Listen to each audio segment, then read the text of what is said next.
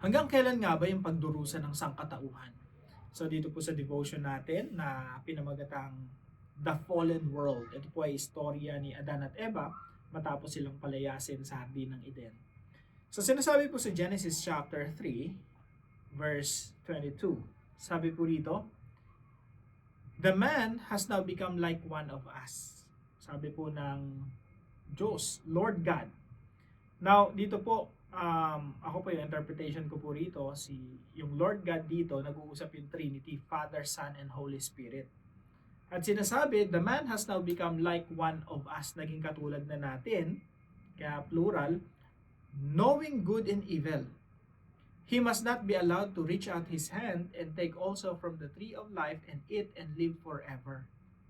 Kasi ang intensyon talaga ng Diyos, kung bakit nga nilikha sila Eva at Adan, para i-share sa kanila yung relationship na meron yung Trinity, Father, Son, and Holy Spirit. So gusto ng Diyos talaga sila Adan at Eva at yung sangkatauhan may relasyon sa Diyos and they will live forever. Pero hindi mabuhay ng walang hanggan sa kanilang kasalanan. Kaya po importante no pinalaya sila ng Diyos mula sa hardin ng Eden para hindi sila makakain ng prutas na nagmumula doon sa tree of life.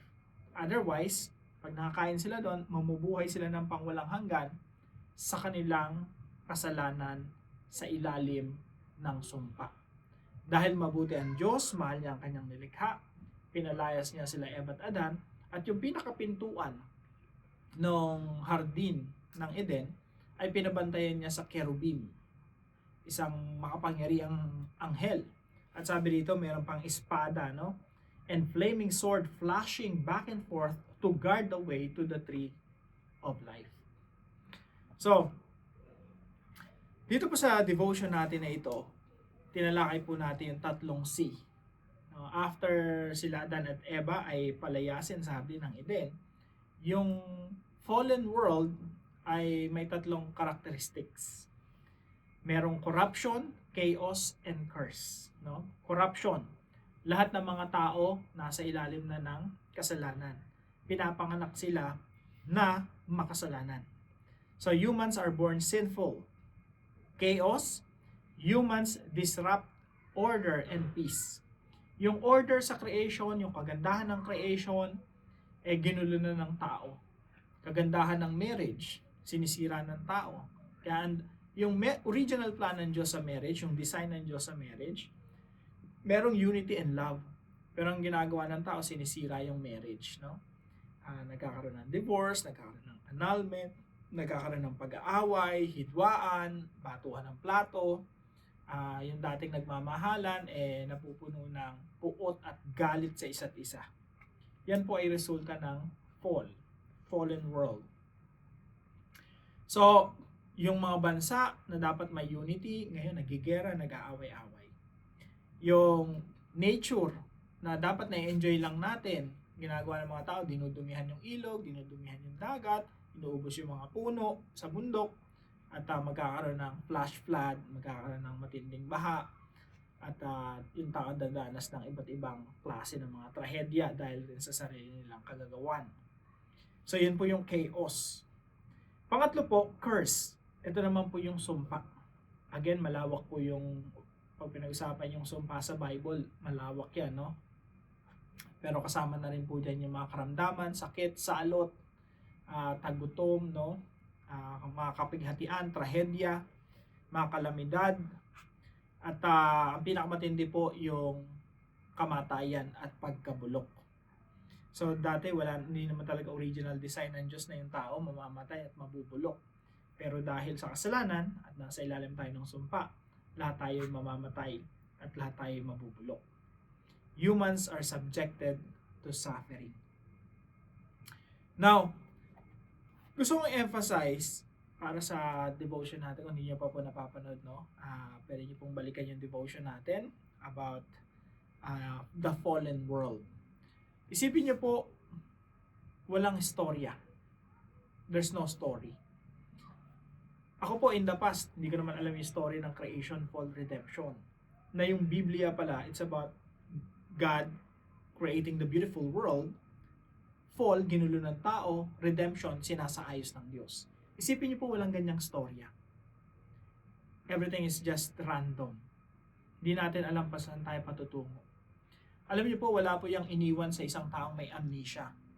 Isipin niyo po yung isang tao, isang lalaki galing sa trabaho, uwi na siya sa bahay niya, no?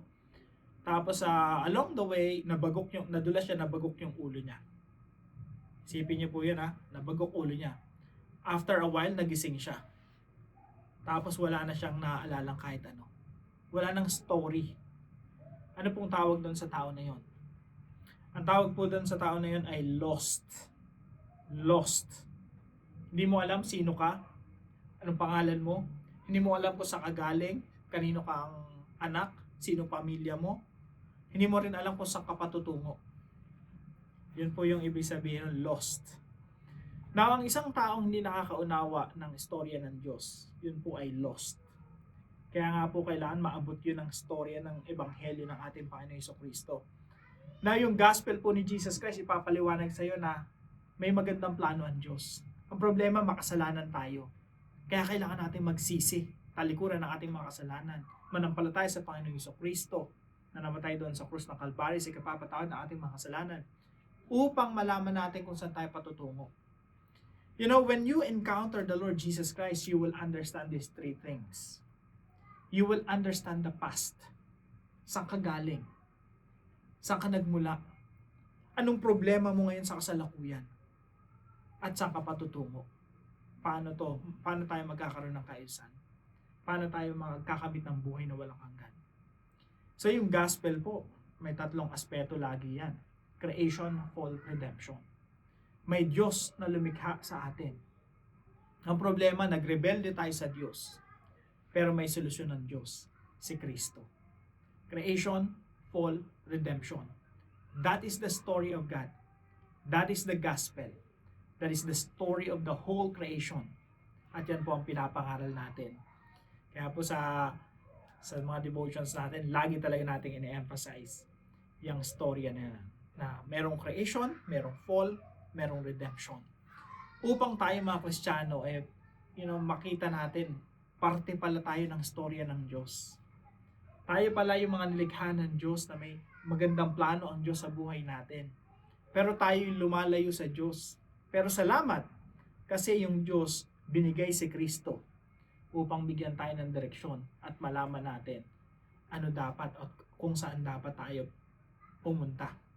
Ano yung patutunguhan natin kay Kristo Jesus. So, dito po sa devotion natin na ito, Fallen World, tayo po ay, dito po sa devotion natin, pinaliwanag natin yung fall. Anong ibig sabihin ng nahulog ang tao sa pagkakasala at nagrebelde sa Diyos.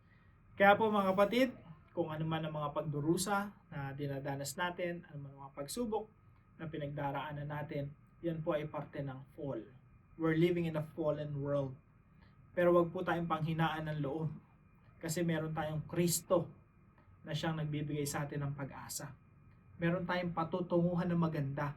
Isang magandang storya ng Diyos. Meron pong pinagdadalhan ng Diyos sa atin. Wag po tayong panghinaan ng loob.